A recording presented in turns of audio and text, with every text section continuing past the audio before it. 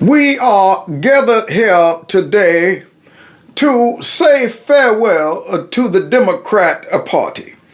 They lived a raggedy life, they've ran a raggedy campaign, and they used raggedy tactics throughout the existence of the party. And at some point, you just got to go ahead and give the proper eulogy.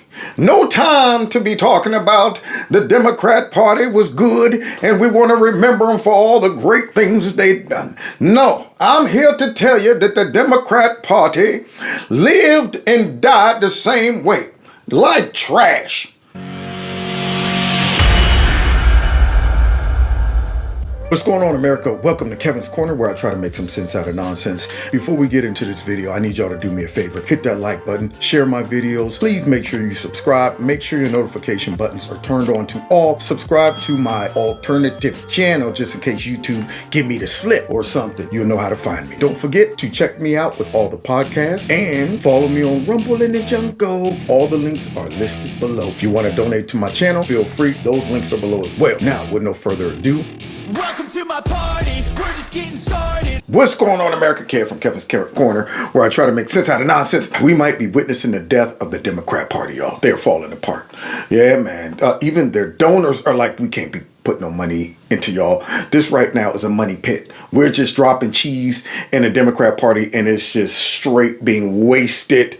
And so we need to talk about that. But before we do that, I got a message from my good friends from Noble Gold. How fast can stock market sentiment change? Well, in an instant. Just ask NVIDIA investors. Nearly $600 billion in market value wiped out overnight. No warning, no second chance. Noble Gold Investments is alerting all clients. Diversify now. You know why? Because market crash don't wait. They strike fast, devastating the unprepared. But smart investors, they're already one step ahead, protected and prepared. For nearly a decade, my friends at Noble Gold Investments have helped thousands protect their wealth with gold IRAs and physical gold. With over $2 billion in precious metal sales, Noble Gold is the trusted choice for Americans serious about financial security. Gold, it's real, it's yours, and it retains value. And now when you open a qualified account, you'll receive 2 5-ounce silver American, the beautiful coins for free. Are you diversified? If not, when will you act? When your portfolio is down 10, 20, 30%, or will you protect your portfolio now? The next market crash won't send a warning. And even though there's always a risk when it comes down to investments and there's no guarantee, I'd rather take my chance with Noble Gold any day. Visit noblegoldinvestments.com today. That's noblegoldinvestments.com. Don't just grow your wealth, guard your wealth. All right, now, let's get to the video. I would think liberals would love the fact that you have the biggest electric vehicle company in the world. Yeah, I mean, I used to be adored by the left, you know. Yeah, not anymore. Less so these days. He killed that, huh?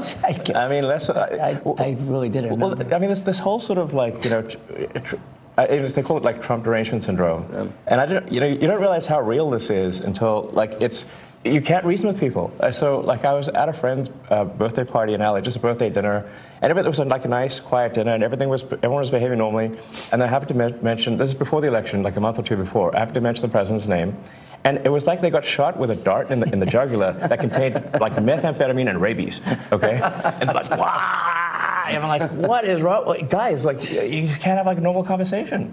Yeah. And it's like it's like they become completely irrational.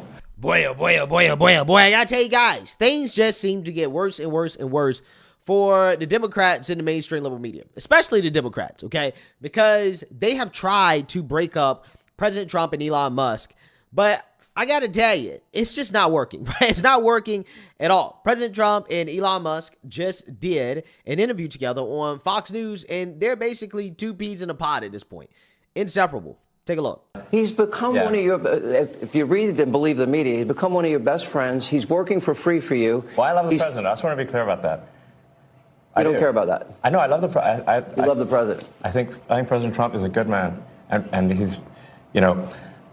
It's nice the way he said that. You know, there's something nice about it. It really is. You know, because I mean, the president has been so unfairly attacked in the media. It's really outrageous. And I've at this point spent a lot of time with the president, and Not once have I seen him do something that was mean or cruel or wrong. Not once. So now, as you see, Elon and Donald Trump gets together and they have an interview to squash this whole narrative that the left have been trying to paint that, these two are squabbling against each other. And they're trying to use their egos to drive them apart. Trying to make it seem like, Trump is giving up the presidency to Elon Musk. And it's clever that they came together and they did this wonderful interview because it kind of squashes it. It lets the fake news and the Democrats know that we're aware of what you're trying to do. And it reiterates, the closeness between these two. And so Elon, if you think about it, wouldn't have even been close to Trump if it wasn't from the Democrat Party. He was a Democrat. If it wasn't from the radical left, they drove him into the arms of his surrogate pop, Donald Trump. That's what they ended up doing. They became so radical and so crazy that they are participating in their own demise, pushing rational, common sense people away from them because they have hitched their wagon to all of the radical elements of their party and this globalist agenda. And the American people with common sense, they see it. And so now you're looking at a picture of two people that should have never came together with this alliance. And by them coming together, in a sense, it put one of the daggers in the heart of the Democrat Party because this is a powerhouse right here. You got somebody with charisma. You got somebody with the ability to connect with the American people. And then you got a super genius over here. And they both got lots of money, lots of influence. So this right here is definitely a problem for the Democrat Party. And let's see how they're handling it. The first thing we need to do is we need to stand up. If we're not willing to right now resist Donald Trump and J.D. Vance and Elon Musk when the stakes are so high for the American people, how in the hell are anyone in this country going to believe that we would stand up and fight for them if they put us back in power? We have to resist. It's a bold strategy, Cotton. Let's see if it pays off for them. And it won't. It's not going to pay off for them. So what is going on here, instead of them learning from their loss, instead of them going and getting some help for their TDS, their Trump derangement syndrome, what do? Let's double down on it. Let's go ahead and resist and resist and resist. And is that a bold strategy? You're participating in your own demise. You might as well take the dagger out the hand of Trump and stick it in your own heart. Instead of them saying, we're the American people on this whole issue of Doge and the issue of spending and money not being accountable. Where's the American people on that? Where are the American people on the main issues that when you're sitting around your table talking to your family, you're talking about that? Nobody's at the table talking about, honey, did you read about the transgender rights issue today? Did you read about, the illegal immigrants and their right to be here and take up tax dollars and all of that stuff? Do you know what? Things are going pretty good. No, people are talking about real things that impact them. And when you turn on the news and you hear they're spending money on gender studies in Pakistan or something like that, and you're struggling, you're like, whoa, that's a problem. Maybe we shouldn't resist. And the Democrats have said, let's go ahead and go into resist mode, even though the current is going this way. Sometimes you just got to go with the current. It's real tough to swim against the current, but that's their strategy. Let's see if it pays off. But then Rush Teixeira, he wrote this, the Democrats' bureaucracy problem, that over time, Democrats have been hemorrhaging working class voters, including and especially in the last election. A resolute, unconditional defense of government bureaucracies does not appear to be a promising route to getting back in our current populist era. So now, do you see what's going on? The Democrats are swimming upstream. They're going against the current. Here you are. You're saying, let me attack Donald Trump. You hit him, and when you turn around, you step on the rake right in the face. So they're protecting the bureaucracy. I mean, these are people who at one point probably criticized the government, said the government's corrupt, it's evil, it's taking our money, it's abusing us, we're paying too much in taxes. But now all of a sudden, you are defending that same government just because Donald Trump is running that government and he's doing what we all used to say we wanted. We need the government to tell us what's really going on, where our money is really going to. How are these people getting rich? All these politicians go in broke, come out rich. All of the problems people had with the government, Donald Trump is addressing and restructuring that. And yet you got people out there that are succumbing to some of the resistance from the Democrats to encourage them to fight against their own self-interest. And so now they're really taking a position that is unpopular. It appears that, wait a minute, y'all ain't fighting for us, the common man. You're fighting for the bureaucracy. Yeah, here we are saying we finally about to get the man off our back and find out what's under the hood. And you shutting the hood saying nobody needs to look under there. Now my eyebrows going up. And I'm saying, now, wait a minute, Democrats, I want to see what's going on. What are you hiding? Are you really worried about these people's jobs and all of that and their security and their privacy? Or are you possibly worried about something you might be involved in or maybe threatening your power, your money, or whatever? Other than that, if it ain't, nothing to hide, let us all see. Let me ask you a different question about paradigm shifting. So one of the things that's going on right now, Elon Musk working with the Doge team in Washington to try to get at some of the misspending that's been going on over the years. Fraud, waste, and abuse. And I think there's a lot of people who are super supportive of that. At the same time, you're hearing about resignations and all sorts of other things of folks who are questioning the access that they're getting to data. You are somebody who lives within data. You care about safety and security of data. Do you think we should have those concerns? And is there a way to do whatever's being done right now so that you can take the country and those who are questioning all of this with you, well, if you will? Look, what I don't like about what's going on is I just view this as, well, let's watch the Democratic Party commit suicide. And I've been a Democrat most of my life. I kind of view myself as outside it, but I don't like watching the Democrats just commit suicide. And what I see is most of the country doesn't really, at this point, given the fraud, waste, and abuse we know is there, 90% of the country is like, get rid of that fraud, waste, and abuse. And I just view this as yet another example of the progressive left boxing themselves into a suicide dance. Now, what the progressive left should be doing is saying, okay, Elon, you're clearly the most qualified person in the world to do something like this. We want to dialogue with you about how you're doing and what are you doing. I don't believe that's actually what happened. And I just think, if you want to say my former side, I don't believe that they're actually engaging. I think it's like another dance where I'm supposed to say, of course, whatever. It's like there's this one issue where I might, and then you get boxed into you cannot solve the problem. And then I would say, what is the biggest problem in this society? Biggest problem in this society, from my perspective, is legitimacy of our institutions. Why aren't they legitimate? They're not legitimate because, okay, do any of you really believe that 99% of your taxpayer dollars are being spent? But last and not least, and probably arguably most importantly, there's two revolutions happening. One is transparency and one is AI. Okay, so why is it that we do not know where every penny of our money goes? How do you explain that to people? And by the way, slightly more technically, what large language models do is they mean you can go into the contracts and see exactly what happened. So in the past, we couldn't do this. Now we can. The right response is, we want this to happen, we want to happen, we want to be involved in the dialogue. The real response is, it feels like the people criticizing Elon don't want it to happen. Now, you would think that the Democrats would listen to their donors, their supporters, the people who used to be a part of the party. This is how they lost Elon Musk. This is how they lost a Tulsi Gabbard. This is how they lost an RFK. RFK came to them and wanted to talk. They didn't want to listen. Yeah, they had the plan all worked out. They're like, you can't tell us nothing. Yeah, that's right. We're Democrats. Our liberalism, our globalism, our Marxist conflict theory, all of our tactics that we're using, we know the formula for success. We know what we're doing. So forget what the people are saying. Forget what we're hearing on the street. In fact, we don't even want to listen to what's going on in the street. We want to hear from the people. Instead of listening to people in their party trying to tell them, what are y'all doing? This is a losing situation right here.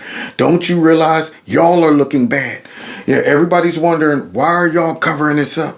Yeah, why are y'all acting as if being more open and transparent when it comes down to what's going on in the government is a problem unless you're part of that problem? Could it be that you're not really looking out for the common man and the everyday worker, but you're looking out for yourself? Other than that, what really connects with the people is when it appears that you are keeping the system in check. Yeah, that connects with the people. But when you're defending the system, now I'm starting to wonder, are you a part? You're part of the machine. See, are you really working on behalf of us, or you want to keep the machine running? And this guy right here, who is a Democrat and very wealthy, he's trying to warn them. But when you're suffering from Trump derangement syndrome, you're committed to your self-destruction. You're headed for self-destruction.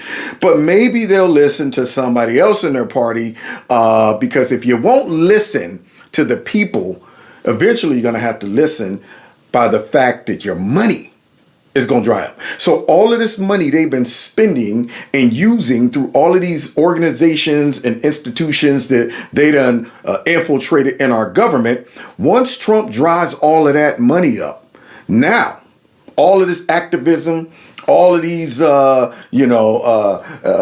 projects that they're working on that they might be getting kickbacks from and all that stuff, that dries up. Not only that, but if their donors stop giving to the Democrat Party, we're looking at a eulogy.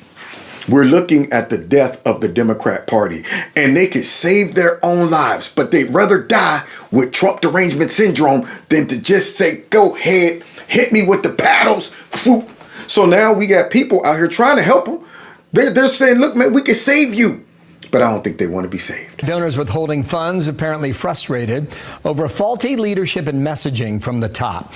They're keeping their wallets of support close to their chest. Bill, good morning to you. Well, Democrats have been doing a lot of soul searching since President Trump's victory. And while the party has a new chairman, it appears donors are not opening their wallets, at least not yet. The New York Times writes some of the country's biggest liberal donors have paused giving, frustrated with what they see as Democrats' lack of vision. Some Democrats blame former President Biden for their situation after his late exit from the 2024 race.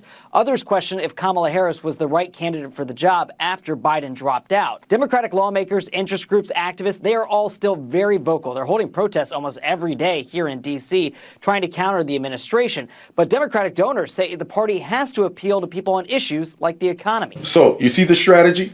And they're not learning from it. Instead, what are they doing? They're holding protests. They're out there singing, coming up with jingles, encouraging the most radical, craziest part of their party to come out and embarrass them, drawing stuff on cardboards and doing protests and acting crazy, not really selling themselves back to the common sense everyday American.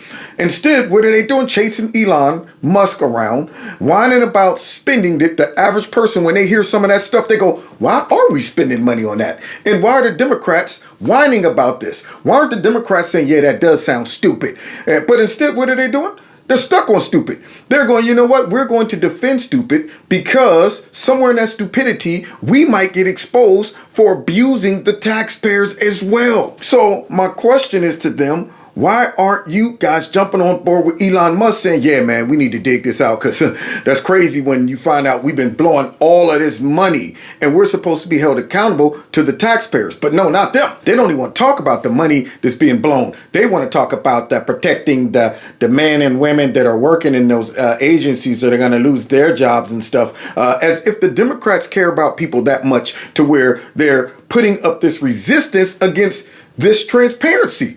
And they're looking real bad. And they don't even have a plan.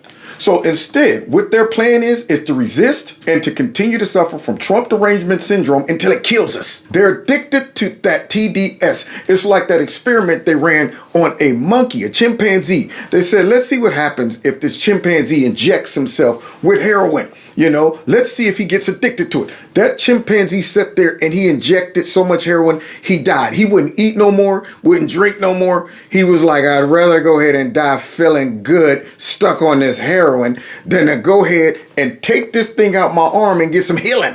But same thing with the Democrats. They're like, yo, we could act like we got common sense. We could distance ourselves from the radical left. We could start talking about common sense policies. But no, not us. We're going to go ahead and take the extreme position as if America has not spoken about this. And we're not even giving our donors a real plan of how we're going to get out of this. We ain't got no leadership.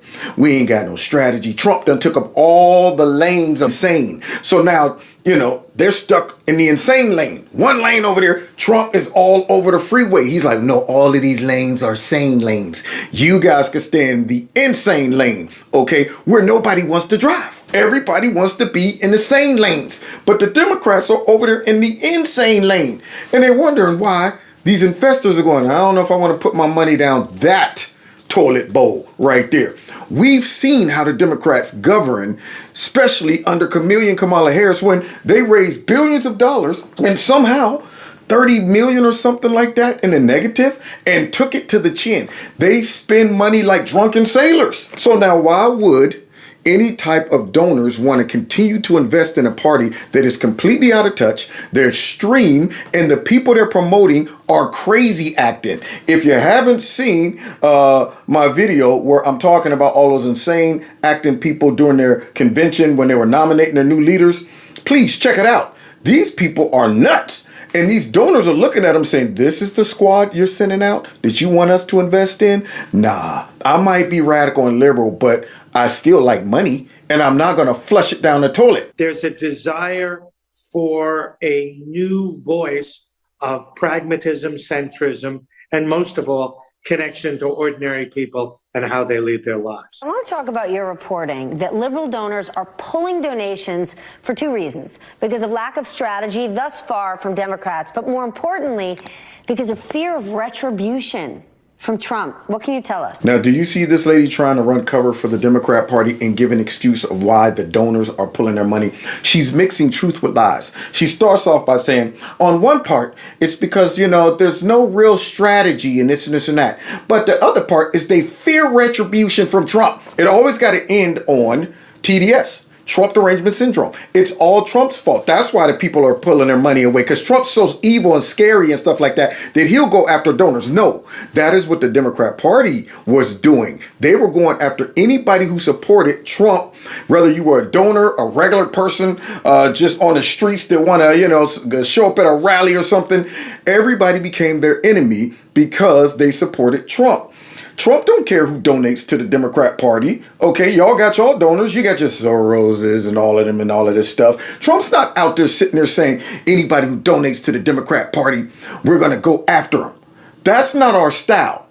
But yet that woman wants to insert that to distract from the real issue. She started off with the real reason first, but then transitioned into a false reason, trying to leave the conversation and the thought on how evil Trump is. It's not that the Democrat Party sucks and they failed their voters and they've been lying to their voters and they had a horrible candidate. It's not any of that stuff. It's not because they lack talent and they have no people in their party that can step up and challenge the common sense party. It's not because of that. It's because these donors fear Trump. Now, these donors, if they're donating that much money, they're rich and they're smart and they're business people. At the end of the day, money talks and wokeness walks. It's that simple. If you don't believe me, look at all of the companies that are abandoning DEI and wokeness. They went brokeness because of the wokeness. And now that they know they're not going to be punished because they're not pushing DEI and all of that stuff in their companies, they're like, man, that was a money pit. We throwing money down the toilet to bring people in to yell at my employees and tell everybody that they're racist and white supremacists and we need to hire unqualified people just for a quota. That right there is a money pit. When it comes down to it, we are in the business to make money. Same thing. If you are a liberal donor, you want to see results. And when they can't give you a strategy and you're looking at the squad going, all of your members look crazy. Y'all are just nominating more radical people like what we're about to hear. Yeah, I mean, this came up in almost every conversation we had for that piece. There is a deep concern that Donald Trump will retaliate. And I mean, to be frank, Trump has said he will retaliate. He said during the campaign that he believed, he would go after the deep state and their enemies, including, not just reporters, but also liberal donors and, anybody who spent any money to help kind of go after Trump. You hear that guy? Full-blown lie. Anybody who spent any money to kind of go after Trump and this and this and that. That's what politics is about. People spend money. So, super PACs and things like this to go after their political opposition or whatever. But that's no reason to throw them in jail. Like I said, we're not Democrats, but that's what that guy wants people to think because they're trying to cover for the Democrat Party.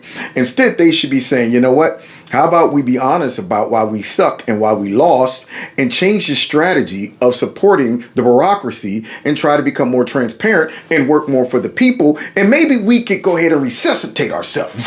But nope, not them. They're like, just let me die radical, crazy as the funky Democrats. We like being dumpster juice. That's what they like. And so this former Democrat right here, she still talks to the donors, and she's going to tell us the word on the street. Without a single exception, they are so angry and upset at the state of the party. They think the party is in complete shambles, and that's totally right. I actually had a donor call me at 3:30 a.m. just a few days ago complaining about how there's no leadership. The party is completely rudderless, and they basically elected 50% of the people who got us into this mess. I'm no longer part of that scene, but I don't know how they're going to get out of this wilderness. The leadership that they elected, they're so tone deaf. Their DNC vice chair is saying that we need to abolish ICE, that we need to defund police, and he's against the Second Amendment. The American people showed in November that this is not the agenda that they want. There you go. David Hogg. These are the people that they're nominating. You would think some mature voices in the Democrat Party would be like, look, if we're going to go ahead and nominate some people and compete against Trump, compete against MAGA, compete against common sense, win back the American people, we probably shouldn't be sticking out effeminate men, or radical guys like David Hogg, who wants guns and all of this stuff, or crazy angry women who was talking about racism and singing old black Negro spirituals, or a bunch of folks that come out there and virtue signal and start speaking in some Native American tongue and talking about this is stolen land. All of that stuff right there is another dagger in the heart of the Democrat Party. And I'm here to preach their eulogy. I don't mind that the Democrat Party is dying, because they ain't never done nothing right. They've been used by the enemy, so they ain't no friend of me. In 2004, Obama was already getting ready to run for president in 2008. This time, there's no one on the horizon who has that level of talent and ability to inspire. There just simply isn't. I don't see it. Do you? No, I actually don't see it, and I'm glad. I don't want to see it. Yeah, I want their bench to be empty. That's what I want. I want to see this party completely go out of business, period. I want their donors to dry up. I want their supporters to dry up. I want them to be left with nothing but radical people that's hanging out on a work day with signs talking about Elon Musk making up chants and singing songs and stuff, looking crazy. I want them to go ahead and continue practicing their bold strategy, Cotton, of resist, resist, resist, and see where that gets them. I want them to continue to ignore the current going in one direction. Keep swimming upstream. Yeah, do that. In fact, I probably shouldn't have even made this video. I don't want them to realize that they're on life support right about now. I want to be the guy who pulls the plug on the Democrat Party.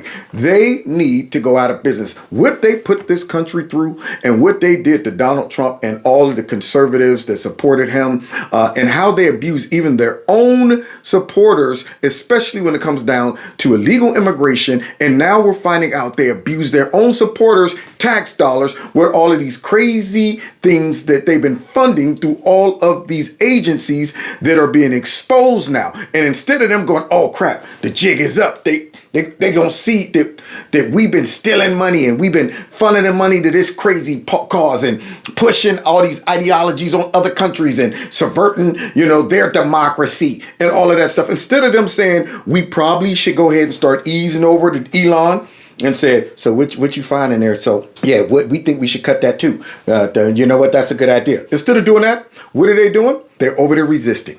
And I'm okay with that. Yeah. So when people come in there and try it, all right, that we can save you. No, you're signing a waiver of wokeness. You don't want to be resuscitated. So when you're dying of wokeness and TDS, don't resuscitate you. Okay. Let the patient die. Therefore, I had to do the eulogy of the Democrat Party.